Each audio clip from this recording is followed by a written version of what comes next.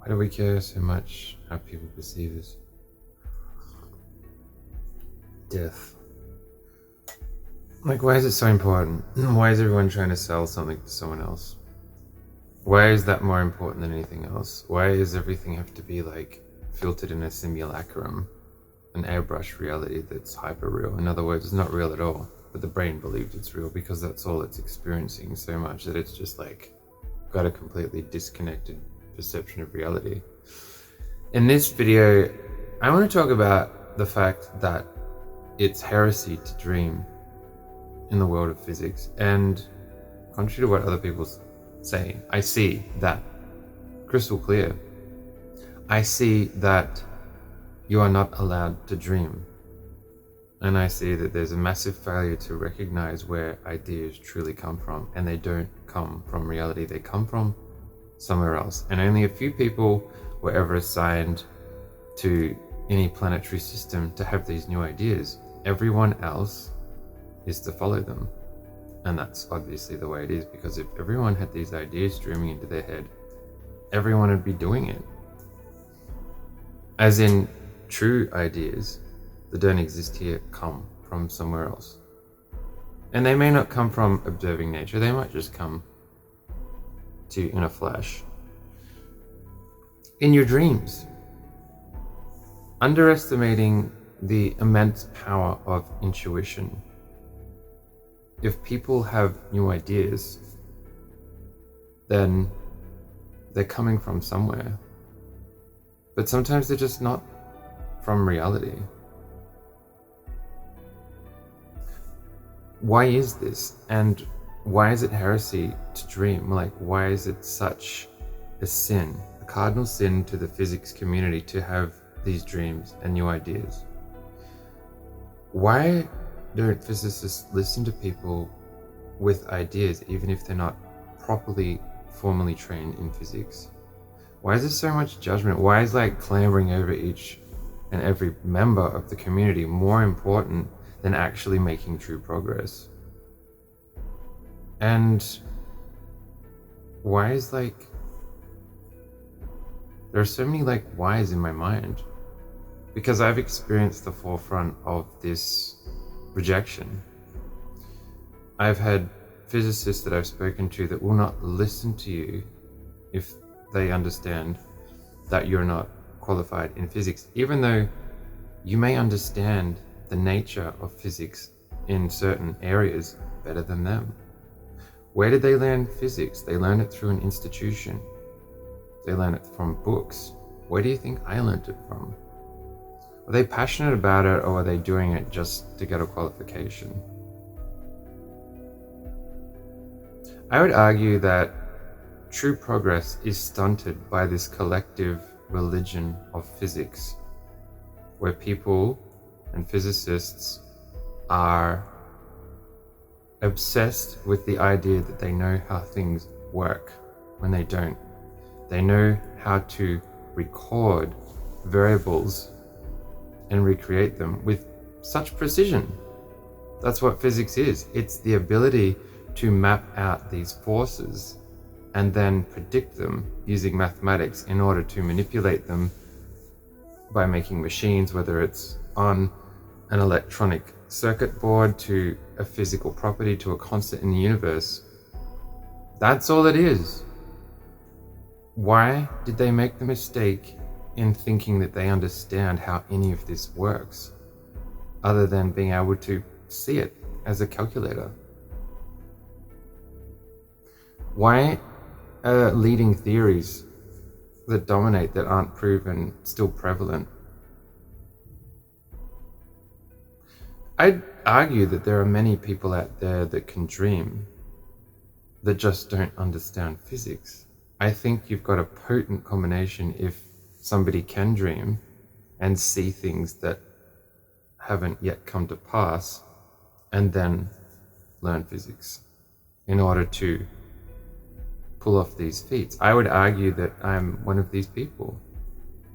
Why would I chase something my entire life as if it's like up on this pedestal if there's no money in it for me, if it doesn't gain me any favors with friends and people, if it just constantly gives rejection from people that I reach out to trying to explain my new ideas, and having their egos disfigured and retaliate against me just because they must somehow feel threatened by the innocence of just sharing new ideas.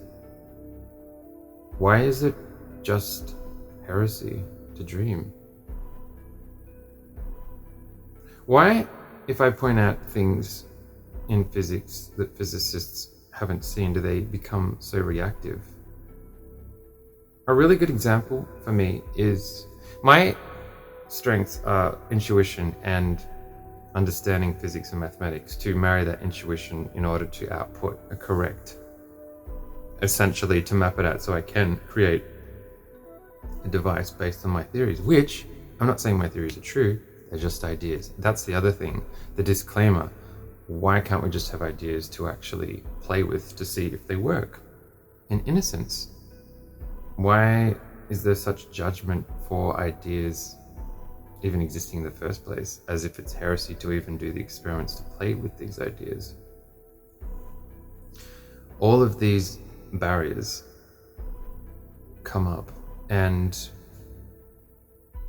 it's highly discouraging. I point out the most obvious things to physicists, which are irrefutable, and they still don't get it. When I started this, I was trying to map out the baseline units for the universe because I understood that fingerprint was essential to be able to scale the universe and able to communicate through the hyperdimensions, through these theorized hyperdimensions, which I don't know how they work, but I know they're there. I believe they're there. They may not be there, but I believe it enough to chase it. And so I had to use my intuition and mathematics to understand this stuff. My intuition always recorrected the errors, and one of those errors was the Planck length. I was like, that must be it. That must be the universal unit of length, which is going to allow me to scale everything. Length is everything. Length is physical. Length, the machine must be made of length. It has wavelengths, it has frequencies, it has density. It's all the same thing. Angle, the relationship between angle and length, it exists. And that's my theory that I've never heard anyone else explain. But length, the Planck length, I was like, it must be relevant to what I'm trying to do. I have all the constants that I've intuitively guessed, but I must now marry it with the correct mathematics, otherwise it's meaningless. And so I started using the Planck length before I really understood the physics that I was working with.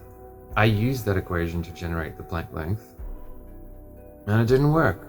And nothing I did could make it work. Nothing. It just didn't. I was like, why? I was like, asking myself, why? Is the Planck length correct? Is it another length? I was looking at all these lengths. I was looking at the constants. I was trying to learn the physics at the same time to understand how I could properly understand if the equation was correct and if the constants were correct. And I missed it, just like everyone else misses it. And that is, the Planck length is not, that equation is not a legitimate equation for self-explanatory reasons. And so I know if I'm talking to physicists that are using the Planck length in their equations, and it's not for angular momentum and it's for other things, I know that they don't know what the fuck they're doing. Because it's reduced. It's not a legitimate constant because it's modified.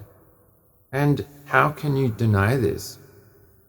How can you deny that if you modify one of the constants in that equation, which is the h bar, that it's not going to spit out a different answer? Because it does.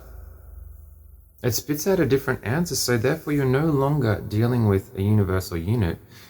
It's no different from modifying the speed of light in that equation and expecting the answer to be the same. It's not. You adjust the parameters and it adjusts the output. And I try and explain this very, very basic example to physicists, and A, they can't understand what I'm saying, and B, they're not listening when it is the most obvious flaw, error, that explains itself. The original units were not calculated like that. H is a constant, C is a constant, G is a constant. H bar is a modified constant that is shorthand, essentially just taking a shortcut for other equations that it might be more commonly used for, like phi and a calculator. It's just a ratio. That button is just a ratio. That's all it is. It makes it easier if you're punching phi into equations all day long, of course. So why can't I get this simple message across? And what does it tell me? It tells me that I'm not a physicist, but I understand how to pull apart physics clearly better than physicists, because they're so blindsided. They're not even looking at the foundations of what they're working with. They're not even trying to understand the origins of how it came to be. And that's a great example of it. The H versus the H bar in the Planck length. Now, this is why I think intuition's powerful, is because my intuition told me it was wrong before I understood why it was wrong. And this is like 15 years ago when I started all of this. I would argue my intuition, it's the same reason my intuition has led me to the correct path. And it has corrected the errors, the deviations. It's allowed me to reroute constantly to find the correct answers, which led to the concluded design of a prototype in order to prove the theory that you can communicate through hyperdimensions, which we do not understand. I don't understand them, but I understand enough to be able to communicate with them using these prototypes in theory, and that is what I'm chasing. That is where all of my research is leading to, and the innocent and humble approach of, let's have an idea, let's invest our whole life in trying to figure out how to use that idea, let's do an experiment. Let's not ask too many questions. Let's just set it up and see if it works. What the hell happened to that? What happened to like curiosity, where people could dream and be like, I've got this crazy idea, don't know what it is, don't know where it's coming from, everything's lining up. It's there's little like crumbs on the trail that lead you to the next step, and then the math validates it. The mathematics proves it, and you keep going. And I did that for 15 years, and it led me to where I am now, and that is having a design sitting there waiting to go that I can't yet afford to build, because some of the components are extremely hard to build, extremely costly, and that's the way it is. But I am sitting here waiting for the golden opportunity to execute that prototype, and I will not ever stop trying. And I am going to make sure it's done before the day I die. I'm not going to live through this life without having succeeded in building the prototype. Doesn't matter if it works, it matters that I attempt it in the way it's meant to be built in its true form. That is all. So going back to these fundamentals as to why a trained person in physics is so opposed to new ideas coming from lay people that may be passionate about it, that are kicked out of the arena. And why aren't other things taken into account? Well, like, how much does this person believe this thing? How much energy and time have they put into it? Can they prove this? Have they got the evidence for it? If they can, then why do they keep chasing it? Why would somebody be so fixated with something and trying to pull it off for no reason? What's in it for them if everything else is going to work better? Something's like pulling them. to do it. And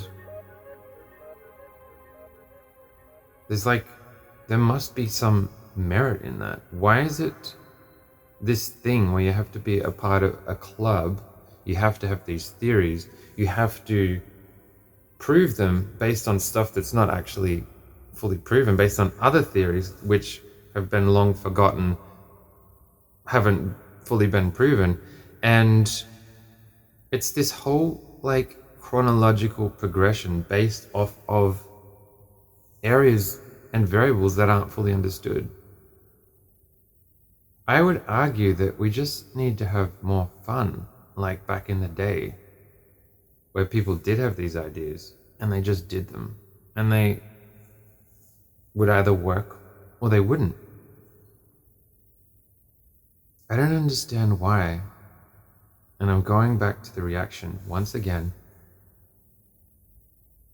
If you present humbly an idea with a layperson that has their full identity has become this physics thing, and they're a part of the club and they're just following everyone else. They're essentially storage calculators, taking in data and spitting out. They're good at remembering shit, that's about it. But so many of them, they don't create. They don't conjure new ideas. They recite and they hold to that because that's all they've got. They're holding onto it. Like, I'm a calculator. I studied this stuff. I know what it is. I can regurgitate this thing. Data in, data out. But where's the cool data? Like, are you getting any cool shit from somewhere else? Any profound ideas that are just like creeping into your brain that you're investigating? Or were you just never born with that ability?